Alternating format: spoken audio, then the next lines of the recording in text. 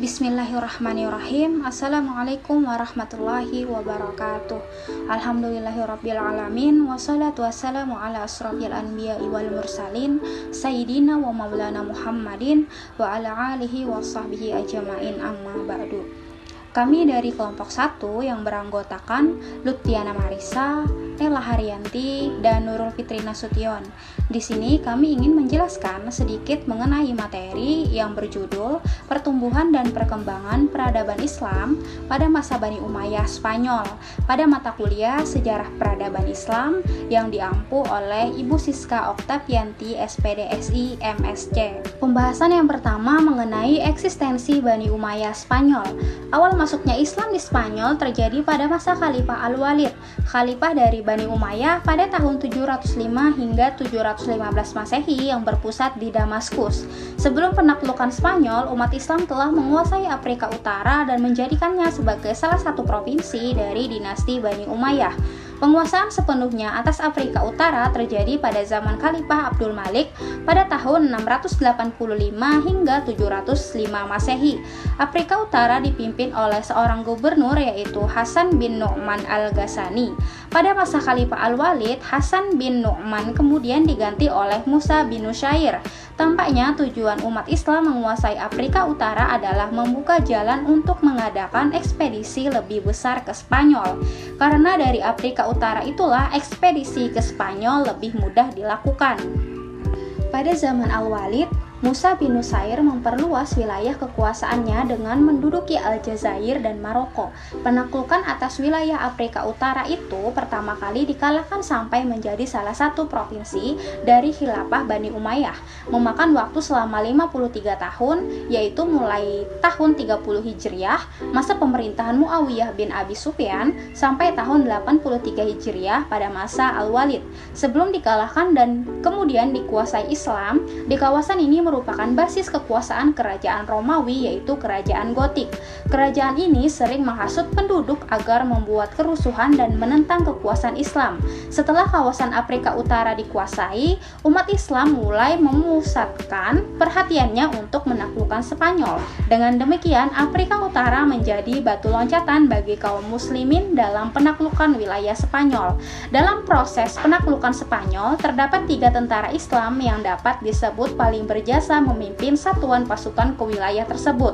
Mereka adalah Tariq bin Malik, Tariq bin Ziyad, dan Musa bin Nusayr.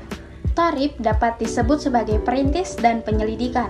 Ia menyeberangi selat yang berada di antara Maroko dan benua Eropa dengan satu pasukan perang.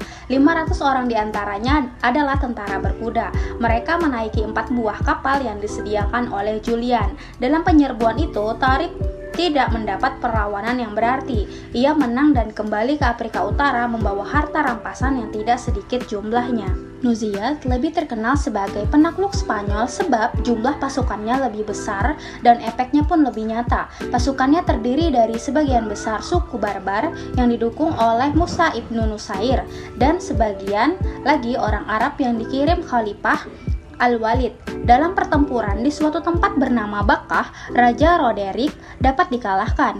Dari situ, Tariq dan pasukannya terus menaklukkan kota-kota penting seperti Cordova, Granada, dan Toledo, ibu kota kerajaan Goth saat itu. Sebelum Tariq menaklukkan kota Toledo, ia meminta tambahan pasukan kepada Musa bin Nusayr di Afrika Utara. Musa mengirimkan tambahan pasukan sebanyak 5.000 personil, sehingga jumlah pasukan Tariq seluruhnya ada 12.000 orang. Jumlah ini belum sebanding dengan pasukan Gotik yang jauh lebih besar, yaitu 100.000 orang.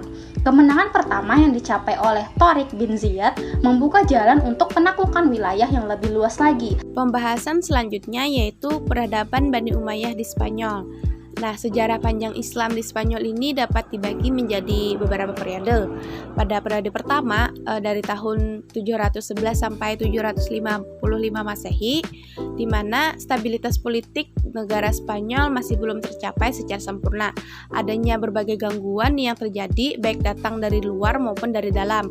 Gangguan tersebut yaitu adanya perselisihan di antara elit penguasa, adanya perbedaan pendapat antar khalifah, dan adanya datang dari sisa-sisa musuh Islam di Spanyol yang tinggal di daerah pegunungan. Kemudian pada periode kedua dari tahun 755 sampai 912 Masehi, di mana pada periode ini umat Islam mulai memperoleh kemajuan baik dalam bidang politik maupun dalam peradaban.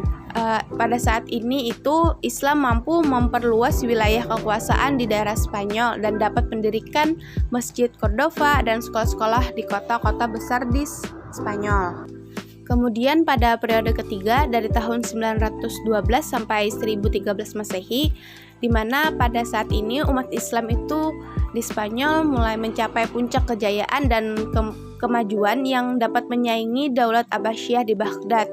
Dan pada masa ini juga masyarakat dapat menikmati kesejahteraan dan kemakmuran yang sangat tinggi. Kemudian pada periode keempat dari tahun 1013 sampai 1086 Masehi, Spanyol sudah terpecah-pecah menjadi beberapa negara kecil yang di bawah pemerintahan raja-raja golongan dan berpusat di suatu kota seperti Sevilla, Cordoba, Toledo dan sebagainya. Dan pada masa ini juga terjadinya perang saudara antara pihak-pihak yang bertikai itu meminta bantuan kepada raja-raja Kristen. Dan pada masa ini juga istana-istana mendorong para sarjana dan sastrawan untuk mendapatkan perlindungan dari istana ke istana yang lain.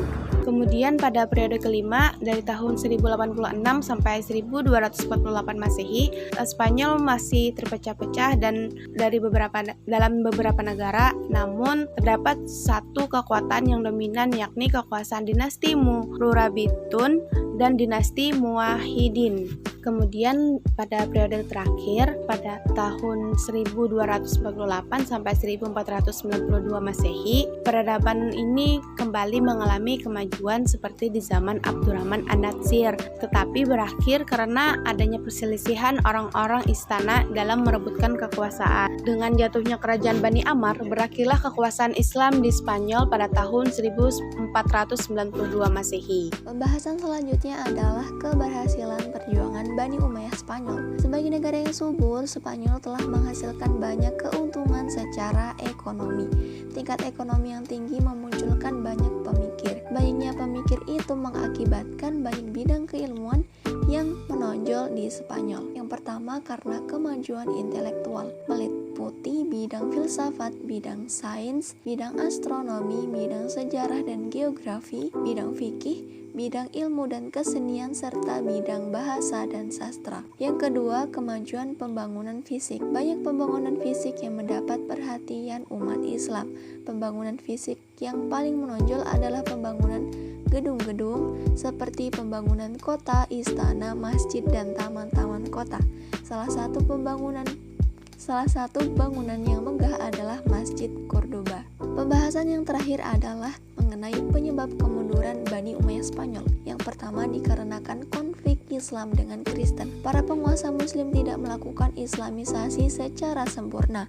Mereka sudah merasa puas dengan hanya menagih upeti dari kerajaan-kerajaan Kristen taklukannya dan membiarkan mereka mempertahankan hukum dan adat mereka asalkan mereka tidak melakukan perlawanan bersenjata. Pada abad ke-11 Masehi, umat Kristen memperoleh kemajuan pesat, sementara umat Islam sedang mengalami kemunduran. Yang kedua karena kesulitan ekonomi. Di paruh kedua masa kedua Islam di Spanyol, para penguasa membangun kota dan mengembangkan ilmu pengetahuan dengan sangat serius, sehingga lalai membina perekonomian. Akibatnya timbul kesulitan ekonomi yang amat memberatkan dan mempengaruhi kondisi politik dan militer.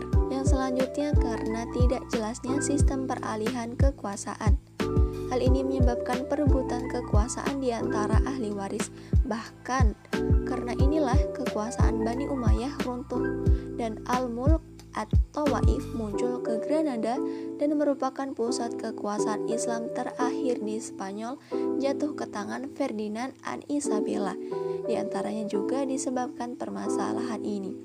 Yang terakhir karena keterpencilan. Spanyol Islam bagaikan terpencil dari dunia Islam yang lain.